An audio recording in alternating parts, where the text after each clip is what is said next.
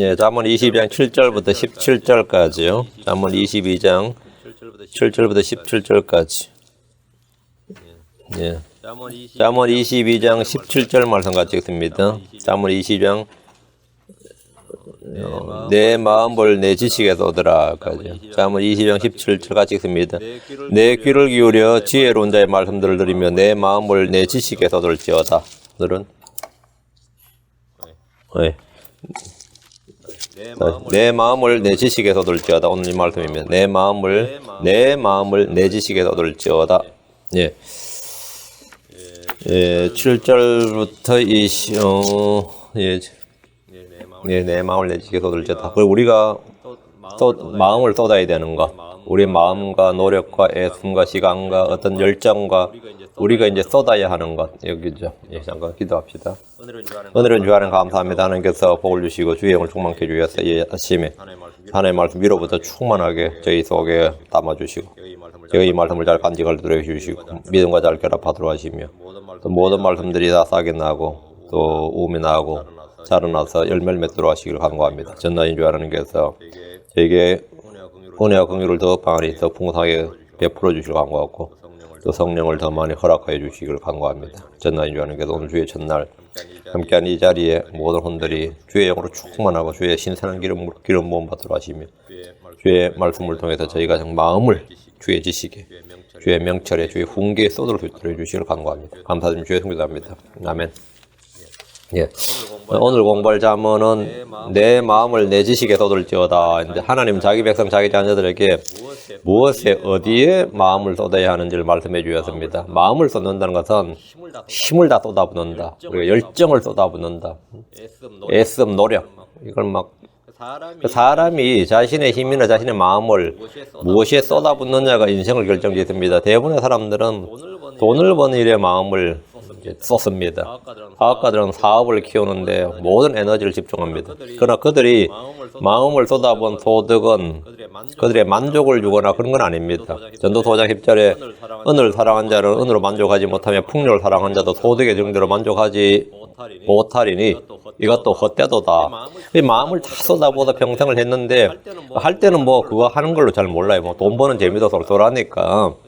근데 그 끝이 났을 때 헛되도다. 이 헛됨을 알게 되죠. 허무함을 아는 거죠. 학생들은 성적을 올리는데 마음을 쏟고 진학을 위해 힘을 씁니다. 정치인들은 표를 얻고 인기를 얻는데 온 힘을 쏟습니다. 저마다 자신이 하는 일이나 하고 싶은 일, 얻고 싶은 욕망을 성취하는데 힘을 쏟습니다. 어떤 이는 술이나 마약, 여자에게 힘을 낭비해버립니다. 쾌락을 즐기는 것이 멋지고 행복인 줄 알지만 지나보면 그 역시 헛된 것임을 알게 됩니다. 전도서 2장 1절에 내가 내 마음속으로 이르기를 자 이제 내가 너를 희락으로 시험할 터인즉 쾌락을 즐기라 하였으되 보라 이것도 헛되도다. 희락, 쾌락 이게 다 헛되도다. 사람들은 저마다 자신이 한 일에 대해서 의미를 부여하고 거기서 만족을 얻으려 합니다. 스스로 한 일을 돌아보면서 기쁨을 얻고 인정을 받고 싶어 합니다. 솔로몬이 자신이 한 모든 일과 수고를 돌아보며 한 말이 있습니다. 전도서 2장 11절에 그때 내가 내 손이 이룩한 모든 일과 내가 수고하여 행한 모든 수고 열매를 바라보았는데 한 일을 전부 다 한번 딱 보는 거죠. 보라 그 모든 것이 헛되며 영을 괴롭게 하는 것이요 해 아래에서는 아무 유익이 없었도다. 농사꾼이 더 많은 소출을 얻기 위해서 마음을 쓰고 힘을 쓰고 애를 쓰지만 땅에 소출을 내지 않으면 헛되이 힘을 썼다 그럽니다.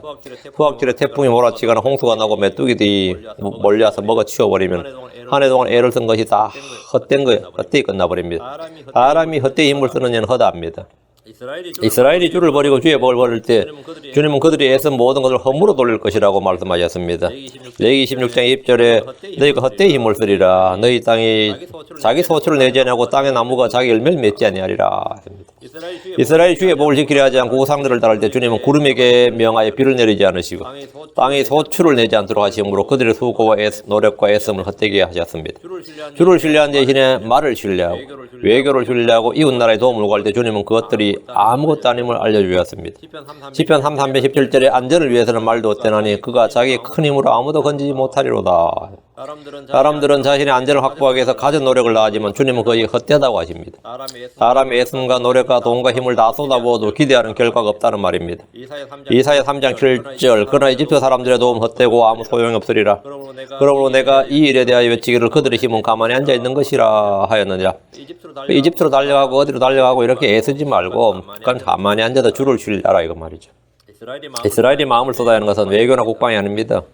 이스라엘은 바벨론의 군사력 팽창의 위협을 느껴서 이집트와 공조하고 온 힘을 기울였습니다. 외교력으로 위기를 타개하려고 마음을 쏟았던 겁니다. 그러나 그들의 이런 노력은 헛된 것이었습니다. 예레미야가 4장 17절에 우리로 말하건대 우리가 헛되이 도움을 구함으로 우리 눈이 여전히 힘을 잃었나니 우리를 구원하지 못할 민족을 우리가 고대하고 고대하였도다. 우리를 구원하지 못할 민족을 고대하고 고대했다. 우리의 안전, 우리의 도움은 하늘과 땅을 만드신 주로부터 옵니다. 주께서 나의 힘이십니다. 사람의 도움은 헛됩니다. 시편 60편 11절에 우리에게 도움을 주사 고난에서 벗어나게 하소서 사람의 도움은 헛되나이다. 우리는 헛되이 수고하고 아무것도 아닌 것을 위해 힘을 쓰는 경우가 허다합니다. 이제 우리는 헛되지 않는 것들의 마음을 쏟아야 됩니다. 그럼 헛되지 않는 것이 뭐냐요? 하나님의 은혜는 헛되지 않습니다. 은혜로 한 모든 일, 모든 수고는 아무것도 헛된 것이 없습니다. 고린도전 15장 10절에 하나님의 은혜로 내가 지금의 내가 되었나니 그가 베푸신 그분의 은혜가 헛되지 아니하여 그분의 은혜가 헛되지 아니하여 내가 그들 모두보다 더 많이 수고하였으나 내가 아니요 오직 나와 함께 하신 하나님의 은혜로다. 하나님의 은혜로 한 일은 아무리 작은 일이라도 거기는 보상이 있습니다. 하늘에 보화가 쌓입니다. 그래서 성경은 고린도전서 15장 58절 그러므로 내 사랑하는 형제들아 너희는 굳게 서서 흔들리지 말고 항상 주의 일을 넘치게 하라. 너희 수고가 주 안에서 헛되지 않는 줄을 너희가 아느니라. 사도 바울은 솔로몬과 달리 성도들이 주 안에서 하는 모든 일이 하나도 헛되지 않다고 합니다. 데살로니가전서 2장 1절에 형제들아 우리가 너희에게 들어간 것이 헛되지 아니한 줄 너희 자신이 아나니 헛되지 않다요.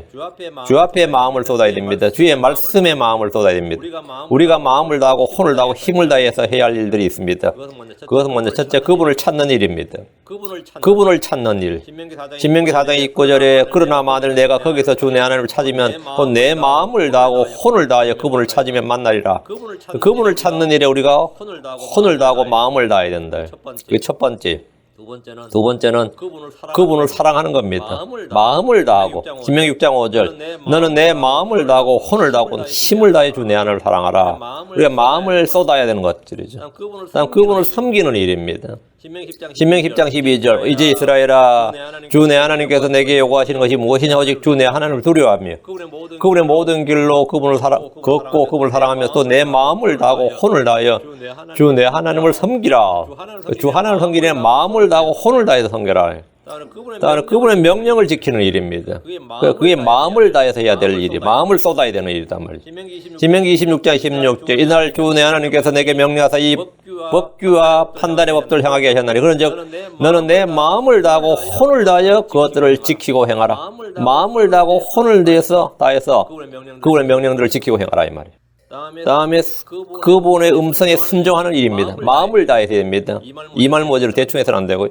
신명기 3장 2절 너와 내 자손들이 주 내 하나님께로 돌아와 내가 이날 내게 명령하는 모든 것에 따라 내 마음을 다하고 혼을 다하여 그 음성에 순종할 때에 내 마음을 다하고 혼을 다하여 그 음성에 순종하라. 다음에는 회개입니다. 그분께로 돌아오는 일에서 마음을 다해 돌아오라. 적당히가 아니라 마음을 다했어. 신명기 3장 10절 다만 내가 주 내 하나님 음성의 귀를 기울이고 이 율법책에 기록된 그분의 명령과 법규를 지키며 내 마음을 다하고 혼을 다하여 주 내 하나님께로 돌아오면 그리하시리라. 마음을 다하고 혼을 다하여 돌아오면 주 하나님께로 돌아오면 다음 그분을 신뢰하는 겁니다. 그분을 신뢰하는 것.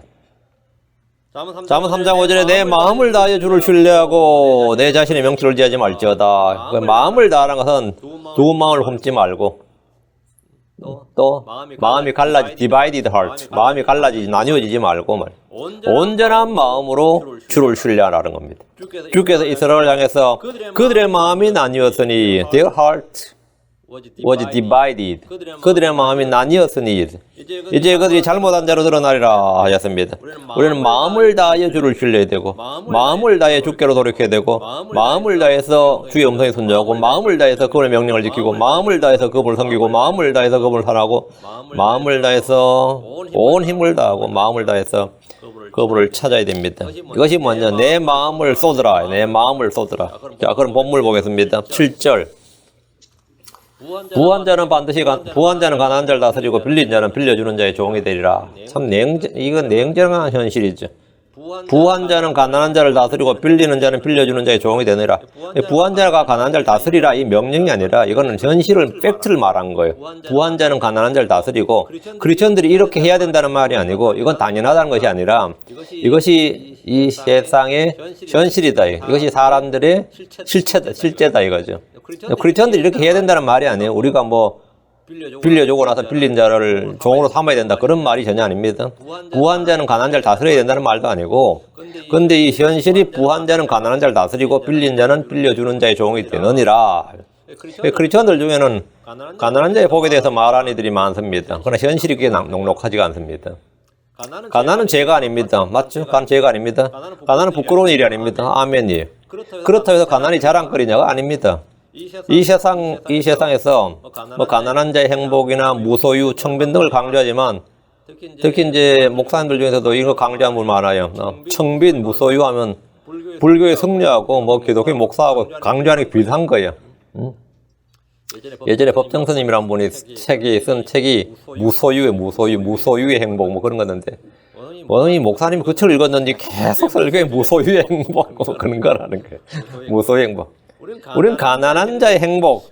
글쎄 그게 가난한 자라고 행복한 거 아니고 부자라고 불행한 거 아니에요. 전혀 그거는 이 포인트를 완전히 잘못 잡은 겁니다. 이제 그건 이제 물론 뭐 자신이 이제 청빈하다는 거 자기 자랑하고 싶은 거지. 그 가난한 자의 행복, 무소유, 청빈 등을 강조하지만 잠언은 가난한 자의 현실에 대해서 냉정하게 말해줍니다. 부한 자는 가난한 자를 다스리고 빌린 자는 빌려주는 자의 종이 됩니다. 가난한 자는 자기 이웃에게 미움을 받습니다. 이거는 전부 다 현실이에요. 가난한 자는 자기 이웃에게도 미움을 받느니라. 가난한 자는 간청하는 말을 사용하지만 부자는 거칠게 대답하느니라. 가난한 자들의 공평은 그들의 멸망이니라. 이게 전부 잠언에 나오는 말씀이에요. 가난한 자는 자기 이웃으로부터 격리되느니라. 가난한 자는 그의 모든 형제들로 미워하느니라. 하물며 그의 친구들은 말할 필요도 없다. 잠언 19장 7절에 가난한 자는 그의 모든 형제들도 미워하거나 하물며 그의 친구들이 얼마나 더 그를 멀리하겠느냐. 그가 많은 말로 그들을 따라갈지라도 그들은 그에게 더 떠나가느니라. 어느 집에 보니까 딸이 5이고 아들이 하나인데 아들이 좀 빌빌대니까 엄마가 딸들 모아놓고 아들 가게 하나 차려주라 그러니까 딸들한테 미쳐버리더라고요. 그 엄마의 명예에. 그래가지고 가게 차려줄 돈은 안 되고 그냥 생활비 좀 보태주는 걸로 각자 집에 30만 원씩 각출해 5명에 150만 원이죠. 30만 원씩 각출해서 도와주라 이렇게 하니까 그 모인 딸은 4명이고 1명은 멀리 살아서 안 왔는데 전화 걸어서 우리 이렇게 의견을 모았는데 어떻게 할 거냐 그렇게 그 전화 받는 누나죠. 미쳐버리지. 전화 받으면서 미쳐버리더라고요. 응? 왜 내가 없는 데서 왜 그런 결정을 했고 그런 걸 왜 하냐면 왜 내가 그렇게 매월 도와줘야 되느냐 그 돈을 송금해야 되냐 이 말이죠. 그러니까 이게 성경이 정확하게 가난한 자는 그의 모든 형제들도 미워하거늘 가난한 자는 그의 모든 형제들도 미워하거늘 하물며 그의 친구들이 얼마나 더 그를 멀리하겠느냐. 그가 많은 말로 그들을 따라갈지라도 그들은 그에게서 떠나가느니라. 이게 현실입니다. 가난한 자의 지혜는 멸시를 받습니다. 이것이 성경이 말하는 우리가 이래야 된다는 게 아니라 이것이 실체고 현실이에요. 성경은 언제나 우리의 이상을 다룬 게 아닙니다. 언제나 냉정한 현실을 다루고 있습니다. 우리는 뭐 다르게 뭐 이걸 부정하고 무시할 필요가 없어요. 이건 사실이다 이거. 우리는 가난이 죄가 아니라고 항변할 것이 아니고 가난을 벗어나기 위해서 열심히 일을 해야 됩니다. 자신의 궁핍한 처지나 가난에 대해서 일체 만족하고 주께 자신을 맡기고 속박되지 않는다면 그게 좋은 일이지만 가난은 사람의 마음과 행동을 위축시키고 그것을 묶는 사슬이 됩니다. 제가 뭘 하려고 해도 항상 못했던 중에 하나가 돈이 없었어요. 뭐 하고 싶은 게 많이 있었지만 뭘 하고 싶었고 그땐 거기 가고 싶었고 그런 굉장히 많았어요. 미국 와서도 내가 빨리 이 학위도 좀 받고 싶고 그랬는데 제일 중요한 건 돈이 없었어요. 전혀. 그러니까 뭐 여기 북을 얼마 아주사도 있고 살봇도 있고 뭐 많죠. 파사디나에는 뭐 한국 사람가는 진짜 뭐 여러 개 이 부분이 굉장히 많습니다. 그냥 뭐 명목적으로라도 전부 다 제 사정 모르는 목사들은 빨리 학위 하나 박사학위 하나 받아놓으라 그러는데 박사학위 받긴 고사하고 뭐 1,000불짜리 차를 몰면서 어딜 나가요? 1,000불짜리 차를 몰면서 어디를 뭐 등록하고 내가 시간당 보니까 크레딧당 150불, 200불 막 이래 봤는데 어휴 손도 못 대는 거죠. 감도 못 잡는 거예요. 하고 싶은 일을 딱 묶어버리는 거죠. 몸이 아픈 거, 질병이 사람을 먹는 사슬이에요. 수갑을 채우는 게 아니라 이게 감옥이에요, 그 자체가. 질병은 사람의 몸을 먹는 사슬이고, 가난은 사람의 행동을 제어하는 사슬입니다. 완전한 브레이크를 걸어버린 거예요. 아무도 못합니다. 부한자의 다스림을 맡지 않고 빌려주는 자의 종이 되지 않도록 크리스천들은 게으르지 않도록 해야 됩니다. 물론 열심히 일을 해도 불운과 불행이 겹친 애들이 있고 아무리 발버둥 쳐도 가난의 굴레를 벗어나지 못한 애들이 있습니다. 물론 우리는 성경의 명령대로 가난한 자를 기억하고 불쌍히 여겨야 됩니다. 가난한 자를 도와야 됩니다. 여기에는 주의 약속과 복이 있습니다. 잠언 28장 21절에 가난한 자에게 주는 자는 부족하지 아니하려니와 자기 눈을 가리는 자는 많은 저주를 받으리라 했습니다. 가난한 자를 불쌍히 여긴 자는 주께 빌려드린 겁니다. 가난한 자는 가난한 자에게 자기 빵을 주는 자는 복을 받습니다. 잠언 22장 9절에 관대한 눈을 가진 자는 복을 받으리니 이는 그가 자기 빵을 가난한 자에게 주기 때문이라. 관대한 눈을 가진 자는 복을 받으리니 이는 그가 자기 빵을 가난한 자에게 주기 때문이라. 주께서 이스라엘에서 가난한 자들에 대해서 해야 될 일을 말씀해 주셨는데 신명기 15장 4절 곧 너희 가운데 가난한 자가 없을 때까지 그리하라. 주 내 하나님께서 내게 상속재산으로 주사 소유하게 하시는 그 땅에서 주께서 내게 큰 복을 주시리라. 신명기 15장 11절에도 가난한 자가 그 땅에서 결코 그치지 아니하리라. 그러므로 내가 내게 명령하여 이르노니 너는 내 땅에서 내 형제와 내게 있는 가난한 자와 궁핍한 자에게 내 손을 넓게 펼지니라. 가난한 자와 궁핍한 자에게 손을 넓게 펴라. 손을 넓게 펴라. 뭐 도우라 이 말이지. 8절입니다. 불법을 부린 자는 헛된 것을 거두리니 그의 분노의 막대기가 쇠하리라. 사람은 무엇을 심든지 심은 대로 뿌린 대로 거둡니다. 갈라디아 6장 7절 8절 속지 말라 하나님 조롱당하지 아니하시나니 사람이 무엇을 심는지 또한 그것을 거두리라. 자기 육신에게 심는 자는 육신으로부터 썩는 것을 거두되 성령에게 심는 자는 성령으로부터 영존한 생명을 거두리라. 불법을 뿌린 자는 헛된 것을 거둡니다. 육신에게 심는 자는 썩는 것을 거둡니다. 인색하게 뿌린 자는 인색에 거둡니다. 풍성하게 뿌린 자는 풍성하게 거둡니다. 뿌리는 대로 거둔다. 그게 종류든 양이든 그 마음이든 간에요. 고린도서 9장 6절 다만 내가 말하려는 바는 이것이니 곧 인색하게 뿌린 자는 또한 인색하게 거둘 것이요 풍성하게 뿌린 자는 또한 풍성하게 거두리라는 것이라. 악을 뿌린 자는 악을 거둡니다. 욥기 4장 8절에 내가 보았거니와 불법을 경작하고 악을 뿌린 자들은 바로 그것을 거두나니라. 눈물을 흘리며 씨를 뿌린 자는 기쁨으로 단을 거두옵니다. 시편 126편 5절 눈물을 흘리며 씨를 뿌린 자는 기쁨으로 거두려다. 바람을 심으면 해오리 바람을 거둡니다. 호세아 8장 7절에 그들이 바람을 심었은즉 해오리 바람을 거두리라. 그것이 줄기가 없은즉 싹의 양식을 내지 못할 것이 혹시 낸다 할지라도 사고인들이 그것을 삼키리라. 사악함을 경작하면 불법을 거두고 자기의 거짓의 열매를 먹습니다. 호세아 10장 13절 너희가 사악함을 경작하여 불법을 거두고 거짓의 열매를 먹었으니 뿌린 대로 거둔다. 심은 대로 거둔다는 이 평범한 진리를 기억하고 헛되이 믿지 않아야 됩니다. 사람들 중에서는 자기가 뿌린 것을 거두지 않을 줄 아는 사람도 있습니다. 자기가 뿌린 것을 자기가 거둡니다.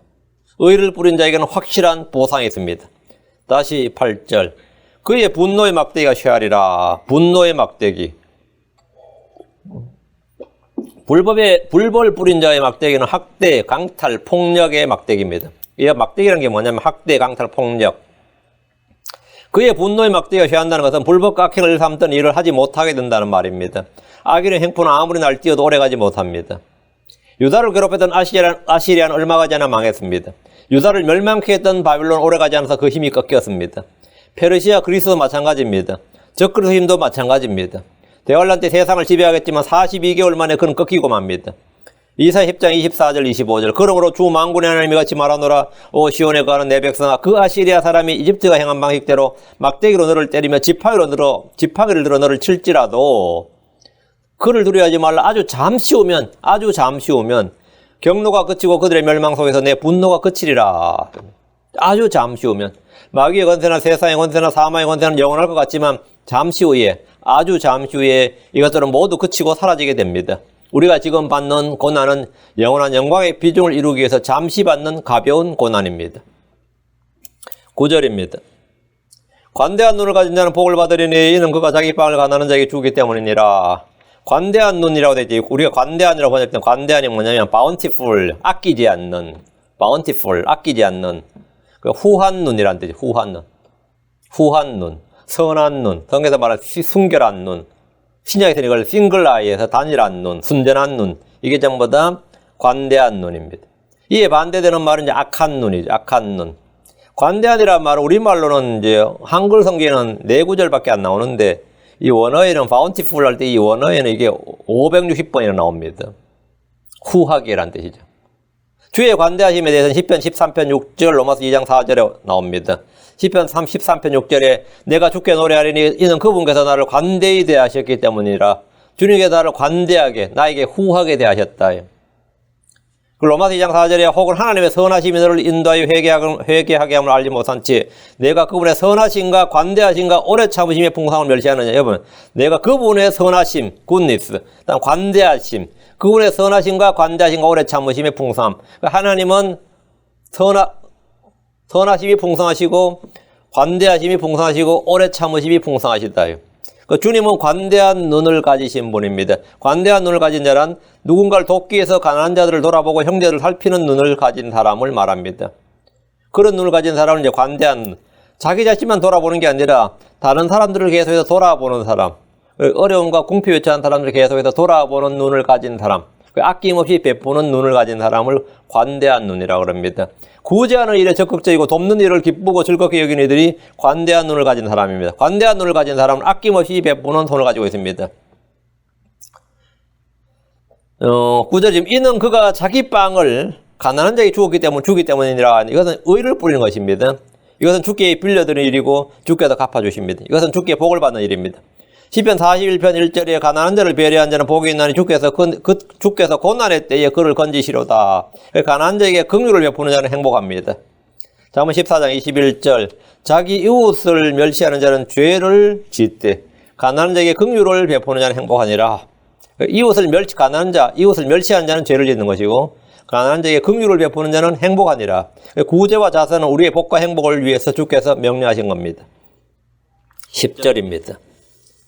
비웃는 자를 쫓아내면 다툼도 나가리니 참으로 싸움과 모욕이 그치로다. 비웃는 자를 쫓아내면, 비웃는 자가 뭐죠? 다툼의 원인이고 싸움과 모욕이 근원이다 이 말이에요.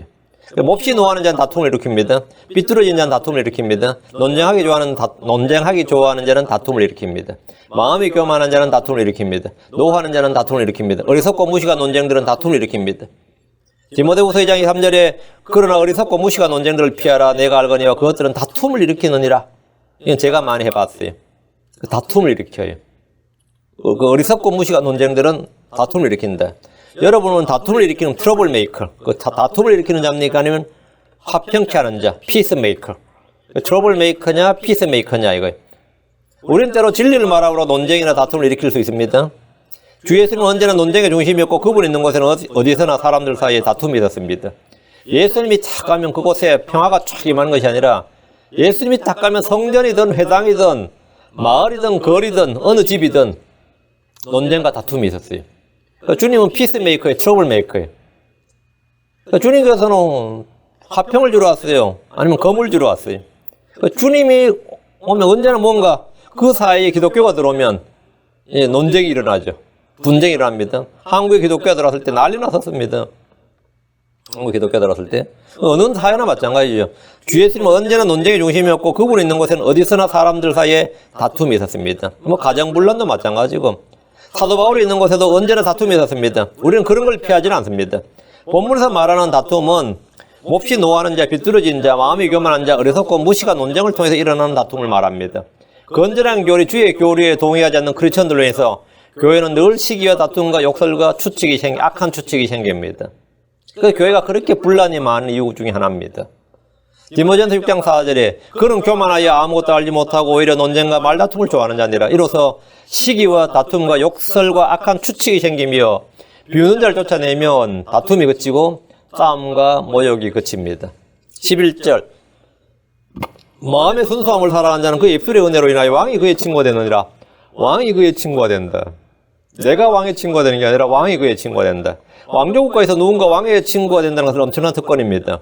백성이 왕의 친구가 될 수 있습니까? 아니면 종이 왕의 친구가 될 수 있습니까? 신하가 왕의 친구가 될 수 있습니까? 없습니다. 왕이 그의 친구가 되어줘야만 친구가 될 수 있습니다. 아브라함은 주의 친구가 될 수 없습니다. 주께서 아브라함을 친구라 부르시고 친구로 삼아주셔야 됩니다. 아브라함이 주의 친구가 되는 겁니다. 주께서 아브라함을 주의 친구라 불러주시고 주의 친구라 부를 때, 그래서 주는 아브라함을 나의 친구라고 부르셨습니다. 주 예수님은 사도들을 나의 친구라고 부르셨습니다. 주님은 세리들과 죄인들의 친구가 되셨습니다. 마음의 순수함을 사랑하는 자는 그의 입술의 은혜로 인해 왕의 친구가 되느니라 하는데, 다윗이나 솔로몬에게 친구와 같은 신하들이 있었습니다. 그들은 마음의 순수함을 사랑하는 자요, 그들의 입술의 은혜로 인해 왕의 친구가 되었습니다. 르호보암에게도 젊은 친구들이 있었습니다. 르호보암은 젊은 친구들의 조언을 듣다가 왕국의 절반을 잃어버렸습니다. 마음에 간사함이었고 은혜로운 입술을 가진 사람은 주 예수님께서 그의 친구가 되어주십니다. 우리는 모두 주 예수님의 형제요 친구들입니다. 12절 주의 눈은 지식을 보존하거니와 범법자의 말들은 그분께서 되어보시느니라. 성경에서 말한 지식은 우리가 학교에서 배우는, 우리가 세상에서 배우는 지식이 아니라 진리의 지식, 주를 아는 지식, 거룩한 것을 아는 지식입니다. 주께서 사문 8장 10절에 은을 받지 말고 나의 훈계를 받으며 최상의 금보다 지식을 받으라. 최상의 금보다 지식을 받으라. 여기서 말하는 지식이 하나님의 지식, 진리의 지식입니다. 신약에서 이것을 우리 주 예수 그리스도를 아는 지식, 이렇게 말합니다. 이 지식은 가장 고상한 것이고 뛰어난 것입니다. 이스라엘은 하나님을 아는 지식이 없어서 망했습니다. 그들은 지식을 거부했습니다. 주의 눈은 지식을 보존한다는 것은 지식의 말씀을 보존한다 이 말입니다. 성경은 지식과 지혜의 말씀입니다. 성경은 명철의 말씀입니다. 성경은 우리 주께서 영광으로 주신 그분의 말씀입니다. 주 하나님은 이 말씀들을 영원토록 보존하십니다. 우리는 왕가의 제사장, 영적 제사장으로서 이 지식을 지켜야 됩니다. 말라기장 7절에 제사장의 입술은 지식을 지켜야 하며 그들은 그 입에서 율법을 구해야 하느니 그는 만군의 주의 사자니라. 우리는 언제나 율법과 정언에게 구해야 되고 이 말씀에 따라 말해야 됩니다. 이사야 8장 2절에 그들이 율법과 정언에게 구할지니 만일 그들이 이 말씀에 따라 말하지 않으면 그 까닭은 그들 안에 빛이 없기 때문이니라. 우리가 뭔가를 구할 때 율법과 정언에게 구하라. 이 말씀에 따라 말하는 것이 지식을 지키는 입술입니다. 우리 입술이 지식을 지키는 것은 이 주께 하나님의 말씀을 구하고 그 말씀을 지키는 거죠. 주의 눈은 지식을 지킨다. 주의 눈은 지식을 보존한다는 것은 지식의 말씀을 보존한다는 말입니다. 범법자의 말들은 그분께서 뒤엎으시느니라. 하나님은 자신의 말씀을 지키시고 하나님은 사무엘의 입을 통해서 한 말들이 하나도 땅에 떨어지지 않도록 하셨습니다.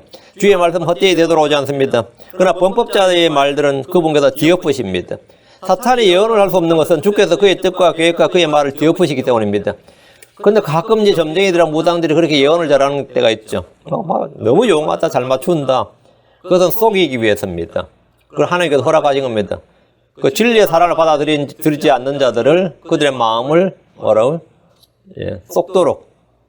그래서 이 세상에 그런 게 점술가들이 많은 거죠. 그럼 거기에 속아서 이제 평생 이제 성경 같은 거 안 하는, 거기 관심 안 드는 거예요. 예, 거기 가면 더 빠르니까. 용한 점술가 한 명 두면 옆에 또 친구한테 소개해주고 해가지고 지들끼리 또 그 그룹을 만들어요. 그래서 뭐 일만 터지면 이제 가서 묻고, 심지어 그렇게 공부해가지고 스탁 매니저 된 사람들 있죠. 주식 투자, 증권, 채권 투자하고 하는. 근데 그 사람들도 예측이 안 되니까 점쟁이한테서 묻는 거예요. 이게 어느 게 오르겠느냐? 점쟁이한테 묻는 거예요. 선거 때 되면 완전 정치인들은 다 달려갑니다. 근데 이제 가끔은 맞고 가끔은 안 맞는데 이제 잘 맞춘다는 사람도 있어요. 잘 맞는다. 이제 극찬을 받는 사람도 있는데,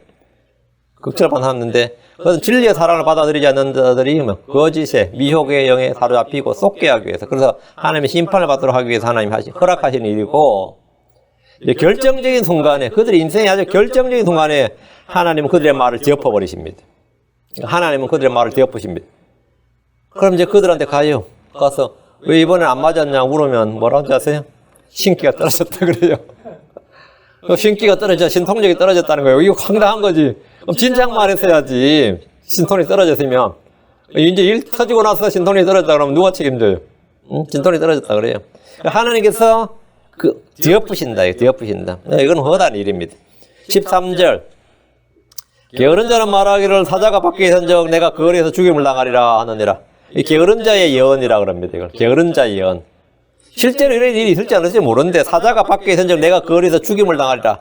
일하기 싫어하는 자는 일을 하지 않는 이유와 핑계와 변명을 만들어냅니다.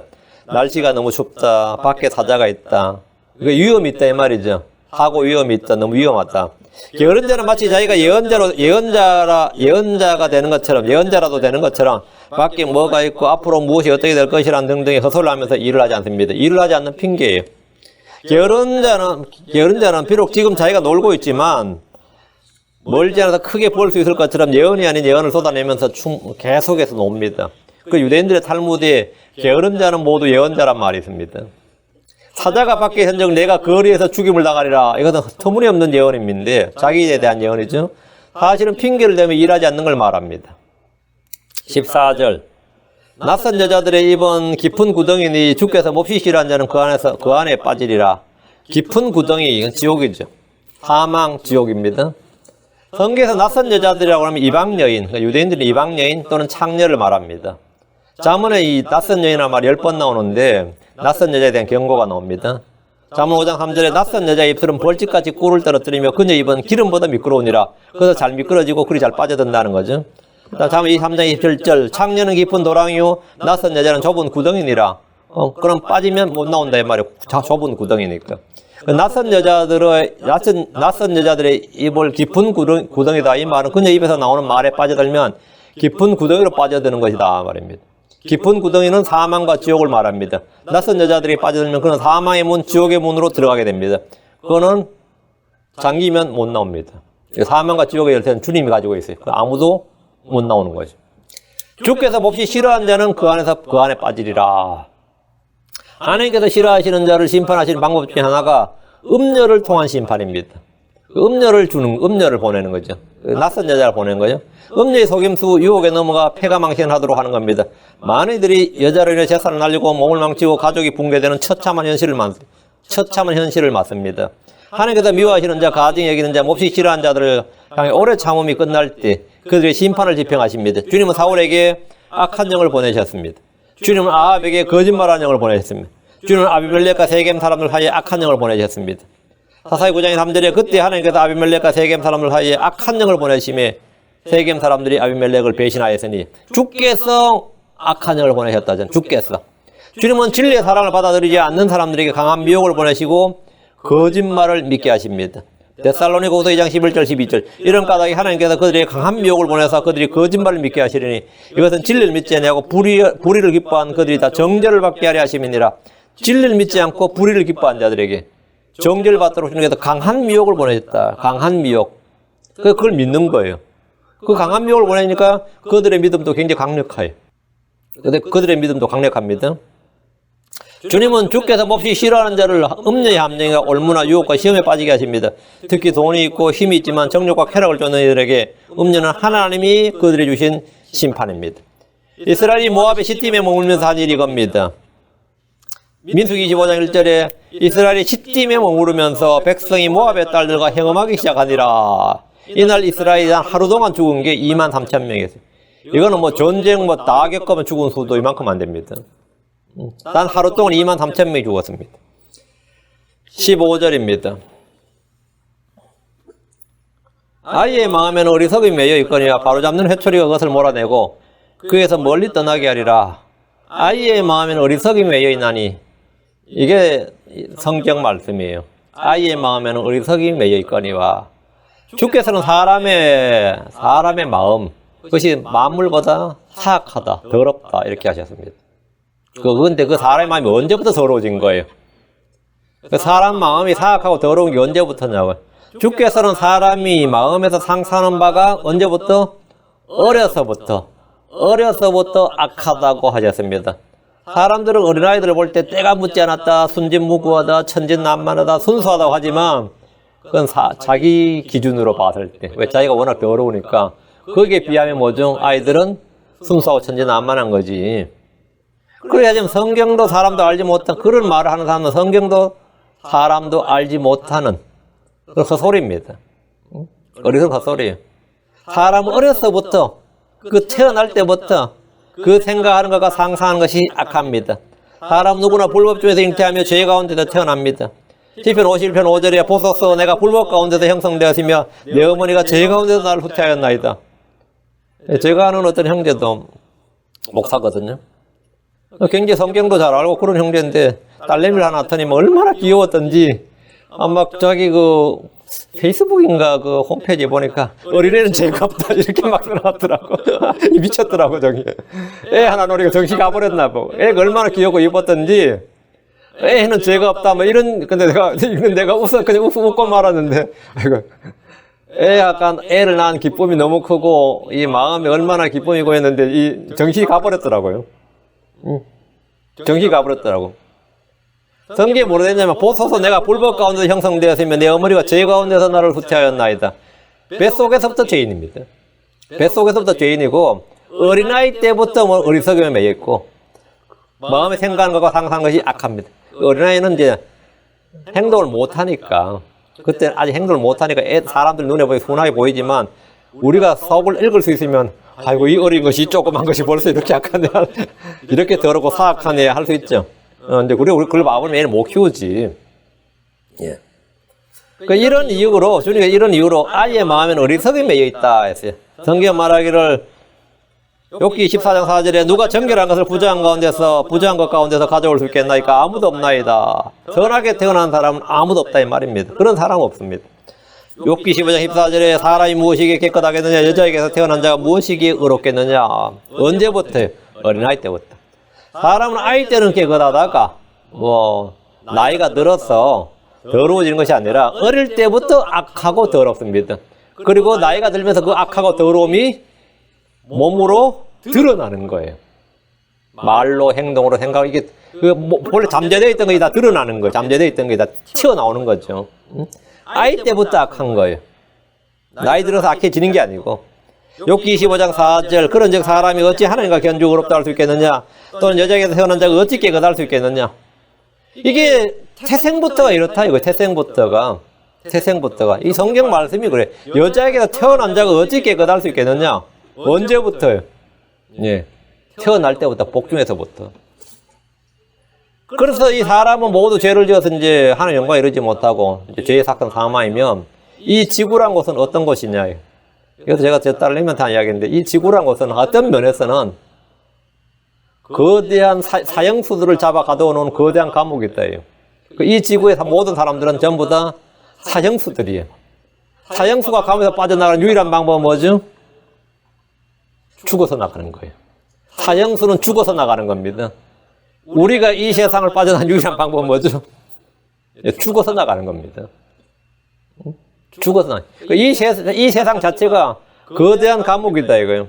거대한 감옥이다. 그리고 여기 사는 모든 사람 전부 다 뭐죠? 다 death sentence를 받은 사형수들이다 이거예요. 우리는 죽어야 이 세상을 떠날 수 있다. 죽어야. 다른 거 없다. 예. 우리는 그런 존재들이다 이거. 여기서 이제 주님께서 구출을 해준다. 그게 바로 구원이다. 구원. 아이 때부터 그렇다 그러면 아이 때부터 바로잡는 일이 필요하다 이 말입니다.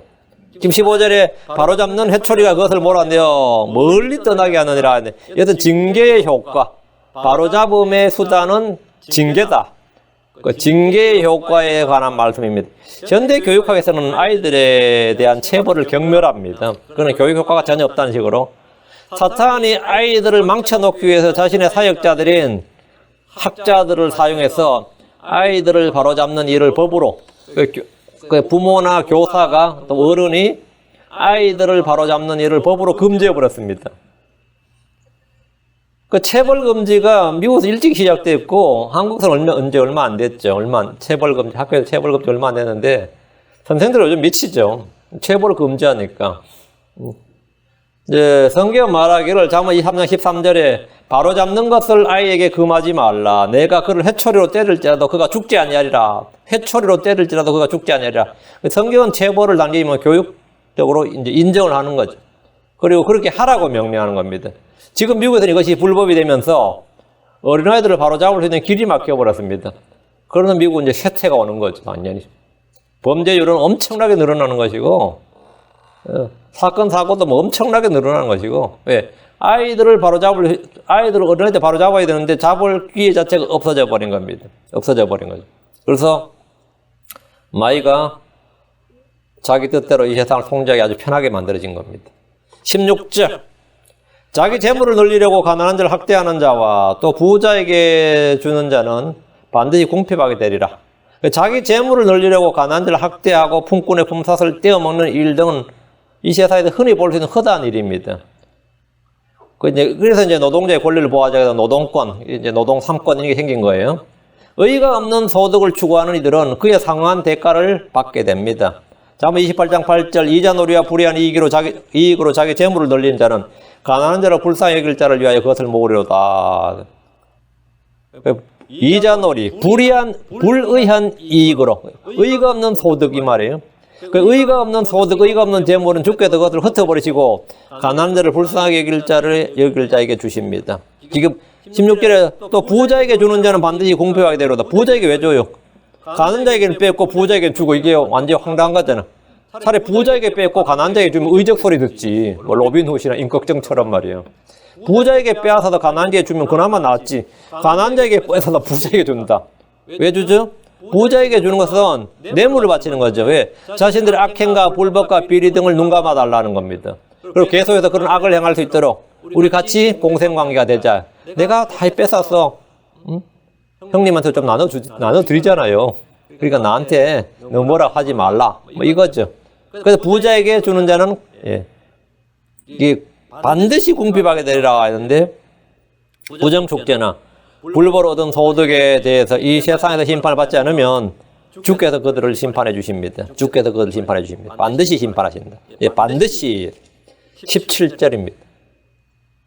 내 귀를 기울여 지혜로운 자의 말씀들을 들으며 내 마음을 지식에 쏟을지어다. 주님의 권고이며 명령입니다. 우리는 귀를 기울여 지혜로운 자의 말씀들을 들어야 됩니다. 주의 말씀들을 들으라는 겁니다. 주의 말씀들을 들으라. 내 마음을 내 지식에 쏟을지어다. 마음을 쏟는다는 것은 시간과 힘과 열정을 다 쏟으란 말입니다. 어떤 이는 자식 교육에 모든 걸 쏟아붓습니다. 그러다 좋은 대학이라도 가고 아이들이 출세하면 성공했다고 기뻐합니다. 그러다 성공했다고 기뻐하고 자랑하죠. 근데 그 자식이 자기한테 효도하는 건 아니에요. 자기는 그렇게 키웠다, 온 정성을 다해 쏟았다 그러는데, 응? 그 막 진짜 쏟아부었죠, 뭐, 말 그대로. 저도 보니까, 아는 분이 뭐 보니까 뭐 자기 그 연금을 말이죠. 평생 나누어 받아야 될 연금을 자식 교육에서 일시불로 받아가지고 과외비로 다 쏟아부었어요. 그것도 모자라가지고 그 부인은 막 남의 집 가정부 파출부까지 해가면서 쏟아부어가지고 애 서울대 보냈는데 첫 번째 떨어져서 두 번째 재수시켜서 서울대를 보냈는데 지금은 완전히 난리 나버린 거죠. 한 푼도. 그게 뭐 진짜 황당한 거죠. 근데 자식이 그럼 그걸 알아가지고 나한테 이제 이만큼 썼으니까 내가 지금부터 하겠습니다. 그러냐? 그렇지 않죠. 그게 오히려 부담이 되는 거예요. 응? 부모가 부담이 된다고. 자기 출세시키려고 다 쏟아부었는데 출세한 아들은 그 가난한 부모가 부담이 돼요. 걸림돌이 되고. 참 이게 희한하겠죠. 어떤 애는 돈을 버는 일에 모든 걸 쏟아붓습니다. 어떤 애는 먹고 탐닉한 일에 모든 걸 쏟아붓습니다. 우리가 마음을 쏟아야 하는 것, 그런 것들이 아닙니다. 거기 우리가 마음을 다 쏟아야 되는 게 아니다 말이에요. 주님이 어디에 마음을 쏟으라고요? 내 마음을 지식에 쏟을지어다. 무슨 지식? 내 마음을 내 지식에 쏟을지어다. 내 지식, my knowledge, 하나님의 지식, 전능자의 지식. 이 말씀 뭐냐? 주를 아는 지식, 주 예수를 아는 지식, 하나님을 아는 지식, 그 진리를 아는 지식, 그 진리의 지식에 마음을 쏟으라. 은을 구하는 것 같이 그것을 구하고 감추어진 부활을 찾는 것 같이 그것을 찾으라고 했습니다. 우리는 주를 신뢰하고 그분 앞에 마음을 쏟아야 됩니다. 시편 62편 8절에 백성들아 너희는 언제나 그분을 신뢰하고 그분 앞에 너희 마음을 쏟아놓으라. 하나님 우리를 위한 피난처시로다 셀라. 너희 마음을 쏟아놓으라. 그분 앞에 너희 마음을 쏟아놓으라. 주님 앞에 마음을 쏟는다는 것은 기도를 말합니다. 예레미야가 2장 19절에 밤에 일어나 부르짖을지어다 경점들이 시작되는 때에 내 마음을 주의 얼굴 앞에 물같이 쏟을지어다. 굶주림으로 인해 모든 거리의 높은 곳에서 기진한 상태에 있는 내 어린 자녀들의 생명을 위하여 그분을 향해 내 손을 들지어다 하였도다. 내 마음을 주의 얼굴 앞에 물같이 쏟을지어다. 긴급하고 다급하고 뭐 한국사 속된 말로 뭐라 그러더라 이걸 똥줄이 타듯이 기도한다 그러죠. 그런 기도는 효과가 있어요. 내 마음을 주의 얼굴 앞에 물같이 쏟을지어다 이렇게. 솔로몬은 해 아래서 이루어진 모든 일에 관해 찾고 탐구하는데 자신의 마음을 쏟았으면 헛짓한 거죠. 솔로몬이 그래서 완전 대학자의 반열에 들어선 사람은 맞아요. 자문을 3,000개를 정리하고 노래를 1,000편을 정리하고 시를 학문에서 이 사람은 동물학, 식물학, 광물학 모르는 모든 분야를 다 이 통달한 사람이었습니다. 솔로몬이. 왜 그렇게 이 욕구가 지식의 욕구가 하나님께 지혜를 받았는데 알고 싶은 게 많았고 알고 싶은 것을 마음을 쏟아서 알아냈다 이거예요. 전도서 1장 13절에 지혜를 써서 하늘 아래에서 이루어진 모든 일에 관하여 찾아보고 탐구하려고 내 마음을 쏟았는데 이게 뭐죠? 이게 학구열이지 뭐. 이게 학자의 마음이죠. 솔로몬은 그랬다는 거예요. 하늘 아래서 이루어진 모든 일에 관하여 찾아보고 탐구하려고 내 마음을 쏟았는데 하나님께서는 사람의 아들들에게 이스라엘의 해산의 고통을 주사 그것으로 단련받게 하셨느니라. 계속해서 탐구하고 쏟아내고 어떤 사람은 예수론을 불태운다 그러죠. 예수론을 불태운다. 창작 욕구에 막 몸이 혼이 말이죠. 기진할 만큼 거기 쏟아부는 사람도 있죠. 또 발명가들은 자기가 뭐 만든다 찾아내겠다고 거기 진짜 인생을 쏟아붓습니다. 연금술 사들은 금 만들겠다고 진짜 인생을 쏟아부었어요. 지금도 그런 각 분야에서 미치도록 하는 사람은 많습니다. 뭔가를 하나 이루어내기 위해서 미치도록 대박을 위해서. 근데 솔로몬이 그런 사람이었는데 그런 동양의 철학자들, 그리스의 철학자들 철학을 탐구했습니다. 근데 그보다 훨씬 더한 사람이었어요. 전도 1장 17절에 또 내가 지혜를 알기 위해 미친 것과 어리석은 것도 알기 위해 내 마음을 쏟아서라. 미친 것과 어리석은 것도 알기 위해서 내 마음을 쏟았다. 정신 분석하게도 솔로몬은 일가견이 있었던 거예요. 지금 프로이드 정신 분석학 그러죠. 솔로몬이 이미 그 옛날에 거기에 대해서 전부 다 한번 연구를 그냥 연구가 아니라 미치도록 마음을 쏟아서 연구해 봤다 이거예요. 왜? 하나님께 지혜를 받아서 솔로몬이 상당히 명철과 지혜가 있었던데 그거를 가지고 정말 마음을 쏟아야 할 것에 안 쏟고 이 헛짓을 해서 전도서를 쓴 거예요. 그 헛짓을 해서 전도를 쓴 게 뭐냐면 헛되도다예요. 내 마음을 쏟았으나 이것도 영을 괴롭게 하는 것인 줄을 내가 깨달았도다. 이런 헛된 일이었다는 겁니다. 우리가 마음을 쏟아는 건 뭐냐? 내 지식의 마음을 쏟을지어다. 하나님의 말씀에 마음을 쏟고 다음에는 주님 앞에 내 마음을 쏟아. 기도에 온 마음을 쏟고 이 두 가지죠. 그렇죠? 그 잠언 2장 2절에 우리가 마음을 쏟아하는 것은 뭐냐? 주님의 지식 그분의 명철이라는 거예요. 내 귀를 지혜에 기울이고 내 마음을 명철에 쏟으라. 여기 쏟으라. 그럼 거기에 대해서는 내가 마음을 쏟아. 마음을 다하고 혼을 다하고 힘을 다해서 이 쏟는 것. 아까는 제가 초반에 처음에 7개를 말했는데 여기를 이렇게 했을 때 뭐가 주어지는 거죠? 예. 그건 헛된 것이 없단 말이죠. 헛된 것이 없다. 그러니까 우리가 그분을 찾는 일에 마음을 쏟고, 그분을 사랑하는 일에 마음을 쏟고, 그분을 섬기는 일에 마음을 쏟고, 그분의 명령을 지키는 일에 마음을 쏟고, 그분의 음성에 순종하는 일에 마음을 쏟고, 마음을 다해서, 혼을 다해서 주님께 돌이켜서 그 회개하는 일에 마음을 쏟고, 주를 신뢰하는 일에 마음을 다해 주를 신뢰하고, 주님을 온 마음, with whole heart. 온 마음으로 주를 신뢰하는데 마음을 쏟고 자신의 명철을 지하지 말라요. 그리고 주님의 지식에, 이 지식의 말씀, 지혜의 말씀, 이 명철의 말씀에 내 마음을 내 지식에 쏟을지어다. 이렇게 한 사람들은 또 하늘로부터 충분한 빛과 이 계시를 받습니다. 그 말씀의 빛과 말씀의 조명, 말씀의 계시를 충분히 못 받을 사람이 아무도 없습니다. 여러분이 정말 주를 알고 싶고자 하면 마음을 다해 주를 찾으면 주를 만나게 되고요. 마음을 다해 이 은을 찾듯이 금을 찾듯이 그렇게 보화를 찾으면 성경 속에서 그 보화를 찾게 됩니다. 신격의 충만함을 찾게 돼요. 모든 누구나 크리스천이라면 누구나 다. 예.